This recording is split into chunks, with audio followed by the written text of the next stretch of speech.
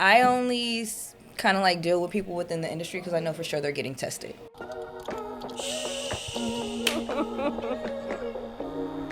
Hi, I'm Nicoletta Heidegger, and I'm a licensed marriage and family therapist and sexologist.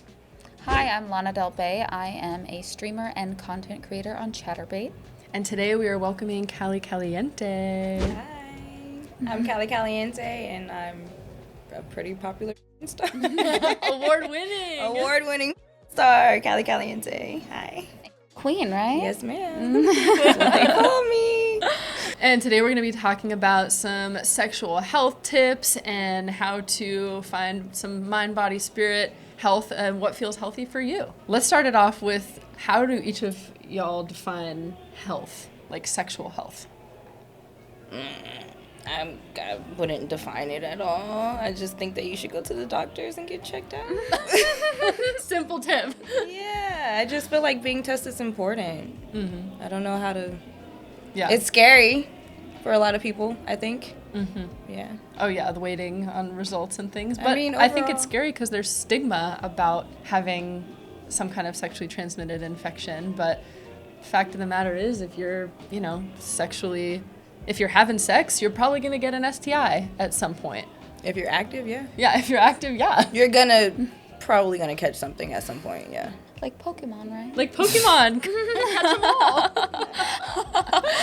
How do you define sexual health for you? I would say, wash your genitals and get tested. My God. How hard is it?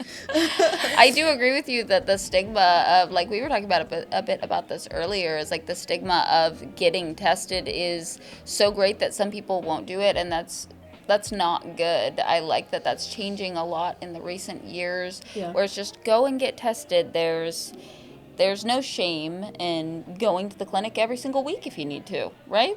Who cares? Just get tested. If you want to be sexually active, make sure you're being responsible. Yeah. I mean, for me, I like to define it as also physically, emotionally, and spiritually safe. And so whatever that means to you. And so I think the reason there's stigma is because I think we've been taught that there's one way to be healthy. And I think maybe when it comes to STI status, yes, there's things you could be positive and negative on, but I think health looks different for everybody. And I don't know, one thing that I think is really important is a lot of people will say are you clean? Yeah. Which means that if you have an STI that you're dirty versus, no, I can just, here's what my status is. Right. Is a more neutral way to say it. Yeah. Those are really hard conversations, I feel but with being inside the industry, I feel people are more comfortable than outside of the industry. Yeah. Well, for people who don't know, what do the testing requirements actually look like, or have they looked like in the industry, both in mainstream and for personal? So mainstream requires us to get tested every 14 days if you're actively in the industry. So I get tested every 14 days, and they test for pretty much everything except for herpes 1 and 2, I believe. That's just kind of the requirements. You're not supposed... Oh, well, now we have the swabs, MGM, because a bunch of stuff came out last year. And, because people are just so sexually active that they're just doing things that are, creating new STDs and STIs. I'm sorry. It makes me uncomfortable to talk about it still. You know what I mean? Because we're taught that we're not supposed to talk about it and that it's bad, dirty, scary, all the things. I mean, yes and no. It's just more so for me. I get tested so much that I don't really think about it. And then there are people who don't get tested at all, and they're just out there having sex with people who get tested all the time. Yeah. Oh, gosh. And to me, it's just kind of... I only kind of deal with people within the industry because I know for sure they're getting tested. Which is interesting because there's a stigma that I think people think that performers and things might be less hygienic or, have more STIs, but really y'all are getting tested more than anybody out Absolutely. there. Yeah, I would say higher exposure, but way, way higher testing, because every single set that you're on. I think that might be I wish there were more I don't know, I guess protocols within more amateur content creation with like fan sites and everything, because like that's up to the creators, right? There's no director there saying everybody has to be tested. For me personally, I obviously just create content with my partner, who I trust because we have a closed relationship. But when I do create girl content, like I just do it with people that I trust, and we both get tested and show each other results. Even though most of them are in closed partnerships as well, it just makes everybody feel safer. So for me, that's the route that I go. Yeah. And for folks who don't know, you were saying like on the testing thing, like what's people are getting tested for.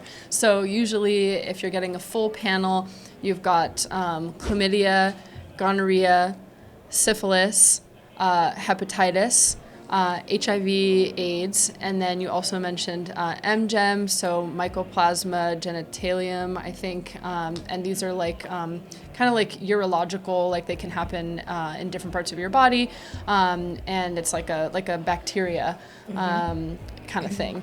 And so one reason herpes isn't usually on there is because so many people have herpes. And sometimes blood tests can give false positive, false negatives, unless someone has an outbreak. A full panel also includes oral swab, and then usually urine and blood. And so if you're going to get tested at a clinic, oftentimes they'll just test for like some of like the top ones that are maybe most common in your area. So if you want to get a full panel, you often have to advocate for yourself at the doctor to ask for it. But there's also places where performers go, like talent testing, where you can sometimes pay out of pocket to be tested like a performer. If you want a full thing, but it's not free. It's not. I spend about $400, $400 to $500 a month just on testing. That is a bill in itself, I think. And that's why I say, if you're not tested, you're not spending that kind of money, you don't get access to my body. I spend way too much money trying to make sure that I'm healthy, you know, so. I wish that it was covered by like companies, but it's not always. It used to be covered by companies back in the day, and then I learned recently sometimes they will cover who they want to cover. I think some of the contract stars are covered. I'm not starting any rumors. I don't know that to be a fact. But it was only one company that I worked with that paid for absolutely everything, and I mean travel, hotel, food, testing, everything was taken care of. And I would love to just get signed to that company because I'm like, yes, princess treatment, you know what I mean? Because it takes a load off when you don't have to pay for that test, and then you can work after you shoot your scene for another 14 days, 2 weeks, and make your money versus having to come out of the pocket every 2 weeks to ensure that you actually can work. For me, I have to stay tested because sometimes I get called in last minute for bookings. Like I fill in for people because I do. So you have to be ready. I'm independent, so I do self-booking. So sometimes those bookings comes from, her test was bad. Are you tested? Or they don't say that because they can't say that. But they'll say like, oh, we need a girl to fill in. Usually it's because of a bad test. And then that's when I come in. And one that we didn't talk about too, which you reminded me before is one of the most common, is HPV. Yes, HPV, which is not just, that can actually cause like cervical cancer, correct? Yeah, so it's also very scary. HPV stands for human papillomavirus. This is a really common one. There are vaccines that people of, I think, all genders can now get. It used to just be for people with vaginas, but now all genders can get, HPV vaccinations between certain ages. But there are many strains out there. Some don't cause any issue, and your body just gets rid of it on their own. Some can cause things like warts. And others can cause things like cervical or throat cancers. I don't think right now there's an FDA-approved swab, but there is a swab that people use. But usually only people with vaginas can get tested for it through a pap smear or things like that. Yes. Oh, okay. Yeah. Well, so it's important to know, right? Some things can help limit your ability to contract or spread certain types of STIs. but they're not foolproof. No. So there are penis condoms. A lot of people don't know that there's actually internal condoms. So condoms you can insert into your vagina like hours before having sex. Have y'all ever used one? No. No, I've only used the cup for menstrual cycles. Oh yeah, Yeah. different, but Oh, it's not the same? Huh, what do I know? no. This is a. It looks like a condom for a penis, but it has like a little bit of a ring, and it's like a bigger condom, but it's like flipped inside. I've seen them. I just never used one before. Yeah, they're interesting. Harder to get though. I kind of want to like just use one just to use it, even though I don't need to, Yes. just to like have that experience. Because I definitely saw funny comedies get up out a female condom, and I was like, that's hilarious. But you know, I would love to just use one just to have that experience and be like, you know, like there are these, but I just think it's interesting that they're harder to find, right? Yeah. You can get them It's from like the clinic. The clinic gives them to you. I personally feel like I'm a little too tight for that. It'd be hard to have this extra thing It's in just there. gonna come off or get smushed back. Like I can't. I'd rather just use a guy condom. Regular condoms are good.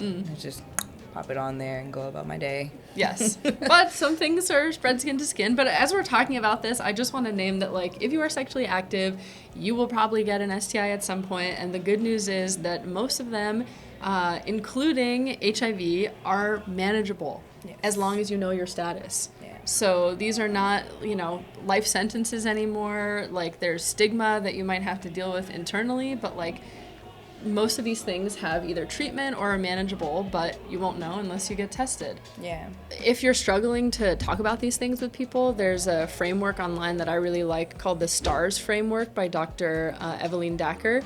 And it can help you like have safer sex conversations, not just about STI status, but also like, what are my boundaries? What are my desires? And for folks out there listening, if you already have an STI, you are not alone. There are so many folks who have STIs that are in relationships with people who don't have them, who also have them. And so just know your status so that you can collaborate with the people that you're connecting with to figure out what feels healthy and what feels good for both of you. Thank you everyone so much. Know your status, get tested, have conversations, communicate, follow, subscribe, and we'll see you next time. Bye.